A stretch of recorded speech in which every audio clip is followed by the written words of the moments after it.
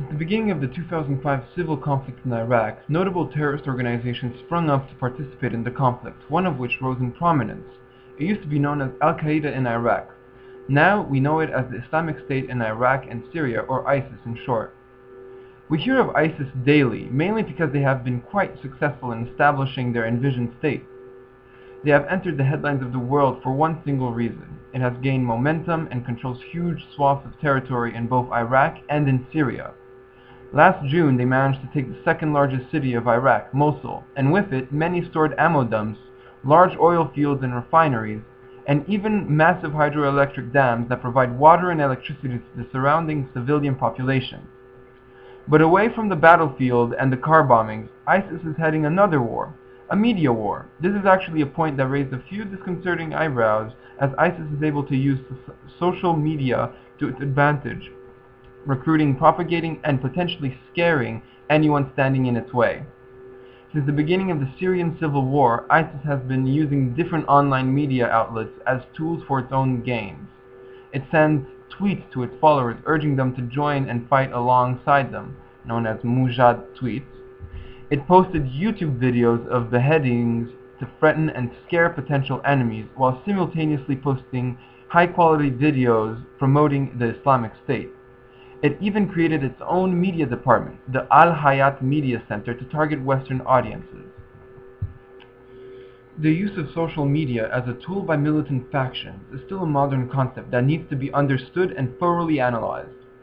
Scholars have focused on providing a clearer image on social media's importance.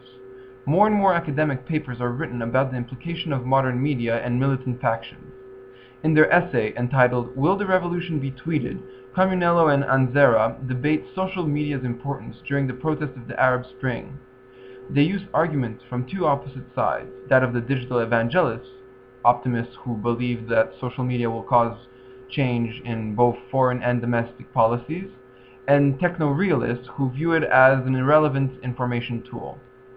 For both groups, 8 different dimensions are being analyzed to explain their view on the importance of media, namely ideology and planning, training and tactics, communications, deployment and rapid response, costs, flexibility, resilience, propaganda, and social diplomacy, and media diplomacy.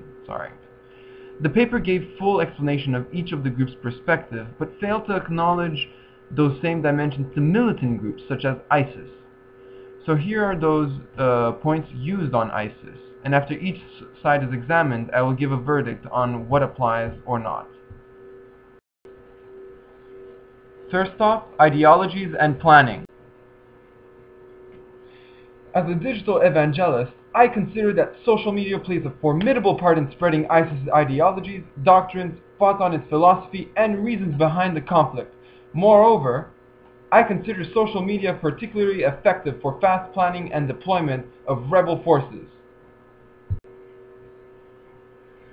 Meanwhile, I, as a techno-realist, am skeptical regarding the use of social media to spread revolutionary ideologies, to sustain effective uprisings, and to mobilize parts of the population that are not accustomed to or competent in the use of social media, such as peasants, retired people, and the working class.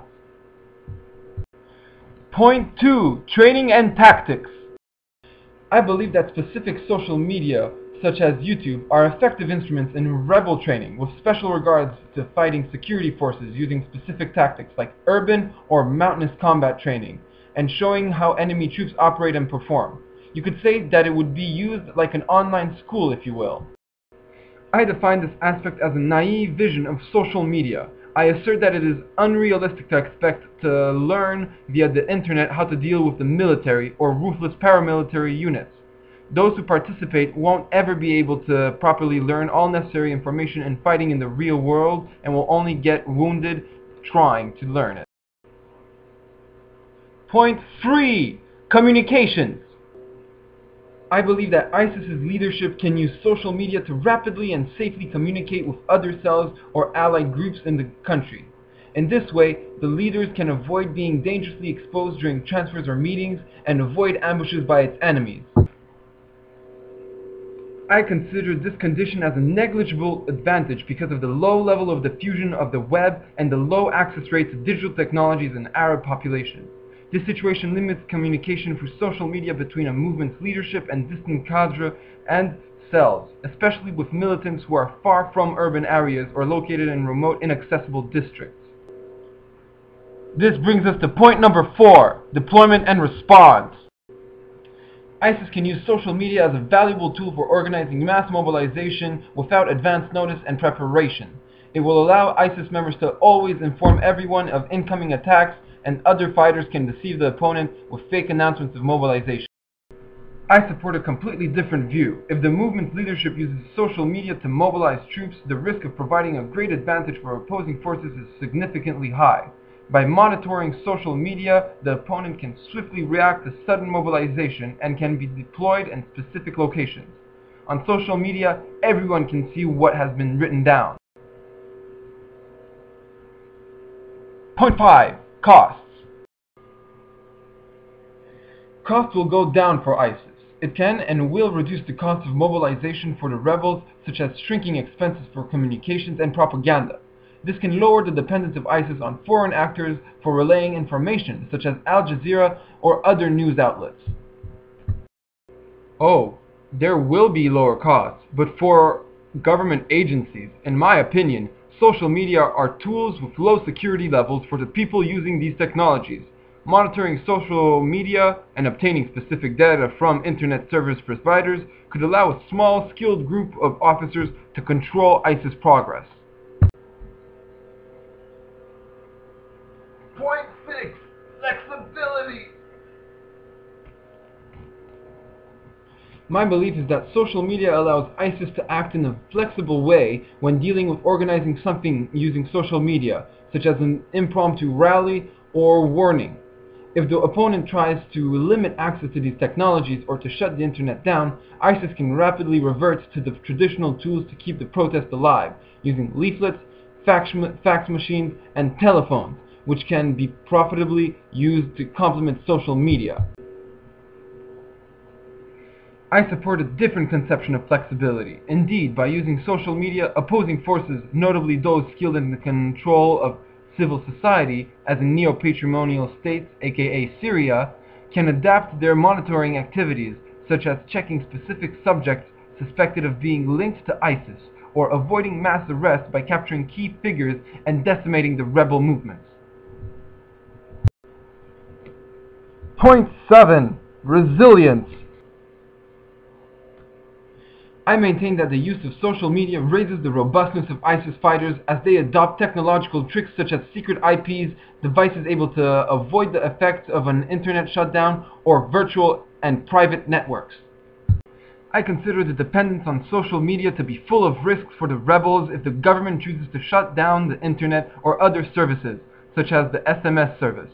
Even if this decision may be questioned, if the regime feels that it can inflict a decisive blow on the rebels due to their dependence on social media, it may opt out for this strategy.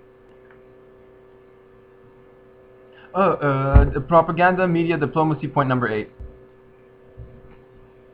I am convinced that the use of social media is an important tool for ISIS to establish a channel between them and international public opinion. The movement's leadership can explain its goals by either using social media or obtaining access to global media. There is the possibility that intelligent and ruthless security forces can use social media to spread false information, frighten people, ambush rebel forces, manage the public debate on the reasons behind protests, or damage the reputation of rebels by false accusations. Hey, can I have a bite of that banana? What banana? As you can see, there are many ways of viewing every aspect of the ISIS media issue, and I will let the little guy, right there, finish off by giving you a detailed analysis on them as a wrapping point. Oh, and good luck with finals, guys, and happy holidays!